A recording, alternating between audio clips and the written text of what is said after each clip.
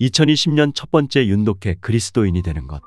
그리스도인들은 흔히 나는 예수를 믿는다 혹은 예수를 믿으세요라는 말을 합니다. 그렇다면 우리가 예수를 믿는다는 것은 구체적으로 무엇을 믿는다는 것일까요? 기독교의 전통교회에서는 우리가 믿는 것이 무엇인지를 정리한 사도신경이라는 것이 있습니다. 그리고 교회 공예배에서 사도신경을 우리의 신앙 고백으로 암송합니다. 사도신경에서는 예수를 믿는다는 것을 4가지 정도로 정리합니다. 1. 하나님은 천지를 창조한 전능하신 분이라는 것. 2. 예수님은 성령으로 잉태되어 세상에 오셨고 십자가에서 죽으시고 3일 만에 부활하신 하나님의 외아들이라는 것. 3. 성령님의 역사하심으로 공교회와 거기에 속한 성도들 간의 교제가 거룩해지는 것. 4. 마지막 날에 심판이 있으나 우리는 죄를 용서받아서 몸이 부활하고 영생하는 것입니다. 사도신경의 모든 내용을 믿고 입으로 고백하는 사람은 예수 믿는 그리스도인입니다. 그리스도인은 은혜를 받은 사람입니다. 은혜라는 것은 하나님이 우리의 아버지가 되어주신 것입니다. 즉, 우리가 하나님의 자녀가 된다는 것이며 심판날 하나님이 우리를 알아봐 주신다는 것입니다. 하나님의 아들이 된다는 것은 새 생명을 받는다는 것입니다. 그렇다면 우리가 받게 되는 새 생명은 무엇일까요? 새 생명을 받는다는 것이 이상할 수도 있습니다. 왜냐하면 살아서 숨쉬고 있는 우리에겐 이미 생명이 있기 때문입니다. 그러나 우리가 가진 생명은 음식을 먹고 그것으로부터 에너지를 얻어서 유지하는 육신의 생명인 바이오입니다. 이것은 육신의 모습으로 창조된 피조물이 가진 생명입니다. 기독교 변증가인 C.S. 루이스는 그의 책 순전한 기독교에서 생명에는 바이오라고 하는 육신의 생명과 더불어 조에라고 구분해서 부르는 영혼의 생명이 있음을 이야기했습니다. 창조주가 만든 사람에게는 창조주가 낳은 아들과는 달리 창조주와 같은 생명이 없습니다. 낳는다는 것은 자신의 생명을 나누어 주는 것이지요. 사람은 자신과 비슷한 외모와 똑같은 생명을 가진 아이를 낳지만 사람이 만든 인형은 사람과 비슷한 외모를 가졌지만 사람이 가지고 있는 생명은 없습니다. 인형에게는 사람이 가지고 있는 생명이 없기 때문에 인형은 자신을 만든 사람을 아버지라 하지 않습니다. 그런데 그리스도는 창조주인 하나님이 낳았고 그래서 하나님과 같은 생명을 가진 그의 아들입니다. 피조물인 우리가 하나님의 아들이 되기 위해서는 우리에게 하나님의 생명이 있어야 합니다. 하나님은 우리를 하나님 자신의 아들로 만들기 위해서 자신의 생명을 우리에게 주셨습니다. 하나님의 생명을 우리에게 주셨다는 것을 성경에서는 하나님은 우리를 낳았다고 했습니다. 그리고 이제 그리스도인들은 하나님을 주인으로 모시는 종이 아니라 아버지라고 부르는 아들이 되었습니다.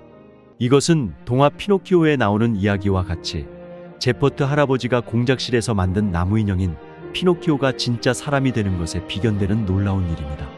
그리고 피노키오같이 만들어진 피조물인 우리에게는 그것이 은혜이며 영광입니다. 인형이 사람이 되는 것과 같이 사람이 하나님이 주신 생명을 가진 그리스도인이 되는 것은 어느 정도의 영광일까요? 이것은 피노키오가 나무 인형으로서 누릴 수 있는 최대한의 은혜나 복이, 예컨대 나무 인형이지만 여러 명의 하인을 거느리고 고급차를 타고 다니고 좋은 음식을 먹고 산다고 하더라도 피노키오가 사람이 되는 것에는 비할 바가 되지 못한다는 점에서 그 영광의 무게나 크기를 짐작할 수 있습니다. 새로운 생명을 줌으로써 아들을 삼는다는 것은 사람이 아이를 낳는 것과 비슷한 맥락이지만 하나님이 사람들에게 새 생명을 주는 방법은 조금 다릅니다. 하나님이 새로운 생명을 주시는 방법은 2000여 년 전에 이스라엘에서 십자가형으로 처형된 예수라는 남자의 죽음이 나의 죄를 씻기 위한 것이고 그는 인간의 모습으로 나타난 하나님이라는 것을 믿는 것입니다. 하나님이 새 생명을 주시는 방법에 대해서 그것이 이상하다고 비웃는 사람들도 있습니다만 사람이 새 생명을 얻기 위한 방법인 성행위 혹은 섹스도 기대하는 것만큼 고상하거나 세련되지 못합니다. 많은 사람들이 모인 광장에서 성행위를 하는 사람이 없고 은밀한 장소에서 지극히 개인적으로 성행위가 이루어진다는 점에서 차라리 그것이 부끄럽다고 생각되기도 합니다. 그리고 그것은 보기에 따라서는 이상하기까지 합니다. 그러므로 새 생명을 주는 하나님의 방법이 고상해야 한다던가 괴상하다는 식으로 이야기하는 것은 이치에 맞지 않습니다. 십자가형으로 처형된 예수라는 청년의 죽음이 나를 위한 죽음이라는 것은 상식적으로 이해할 수 없습니다. 이것이 상식이 되기 위해서는 나를 위해 죽은 예수와 내가 매우 특별한 관계에 있어야 합니다. 그것은 매우 친한 친구이거나 아니 그보다는 부모와 자녀 간의 관계이어야 합니다.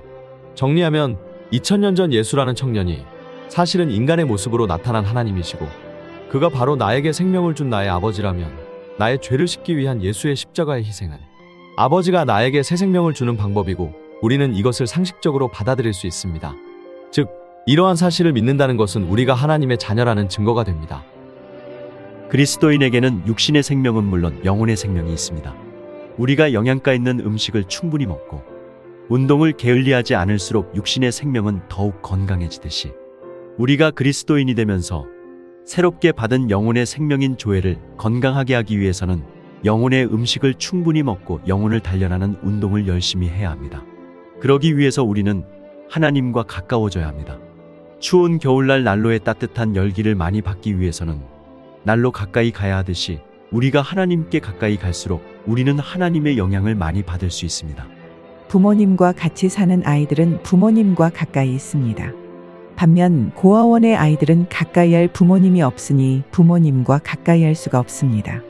부모님과 같이 사는 아이들이 고아원에 있는 아이들에 비해서 그들이 원하는 장난감을 얻을 가능성이 더 많으며 어려움을 이길 효과적인 방법을 많이 배웁니다. 이것이 우리가 하나님 가까이 가야 하는 이유입니다. 영혼의 음식을 충분히 먹기 위해서 우리는 영혼의 양식을 주시는 하나님 가까이 있어야 합니다.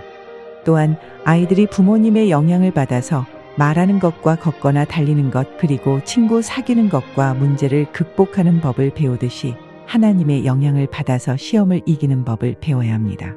우리가 생각하기를 하나님의 뜻대로 살기로 수없이 결심하고 다짐하지만 정작 우리가 하나님의 뜻이 무엇인지 모르기 때문에 그렇게 살지 못하는 경우가 있다고 합니다. 심지어 하나님의 뜻이라고 생각하고 혹은 하나님이 주신 말씀이라고 판단하는 것들에 대해서도 나중에 의아해하는 경우가 종종 있습니다. 내가 들었던 하나님의 음성 혹은 내 마음에 감동을 주는 하나님의 음성이 나 자신의 바램이나 그 무엇에 의한 것이 아니라 하나님의 음성이라면 얼마나 좋을까요? 우리가 하나님과 가까이 있음으로 얻게 되는 또 다른 유익함은 우리가 하나님의 미세한 응답까지도 예민하게 들을 수 있다는 것입니다. 조회 시간에 교장 선생님의 연설은 모든 학생들이 들어야 하겠기에 앰프를 통해서 큰 소리로 이야기합니다. 그러나 지극히 개인적이어서 해당되는 그 사람에게만 이야기를 할 때에는 그 사람만 들을 수 있도록 작은 소리로 이야기합니다. 심지어 속삭입니다. 속삭이는 대화는 친한 친구, 연인, 부부와 같이 두 사람이 가까이 있을 때에만 이루어집니다. 하나님은 우리에게 개인적으로 이야기하시고 싶은 것은 다른 사람이 들을 필요가 없으니 다른 사람들이 듣지 못하도록 이야기하시는 것이 분명합니다. 다메섹으로 가는 길에는 많은 사람들이 있었지만 하나님의 음성을 들은 사람은 바울뿐이었습니다. 하나님의 음성은 골방에서 조용히 기도하는 가운데 들을 수 있는 소리이며 성경 말씀을 묵상하는 가운데 들을 수 있습니다. 내 생활이 하나님께로 다가갈 때 들리는 소리입니다. 내가 하나님의 음성을 듣는다면 나는 하나님의 뜻대로 살 것인데 도대체 하나님의 음성이 무언지 모르겠다는 건 나의 생활이 하나님과 가깝지 않다는 걸 떠들고 자랑하는 꼴입니다. 하나님과 가까이 있는 것의 구체적인 모양은 예배와 성경 읽기 그리고 개인 기도일 것입니다.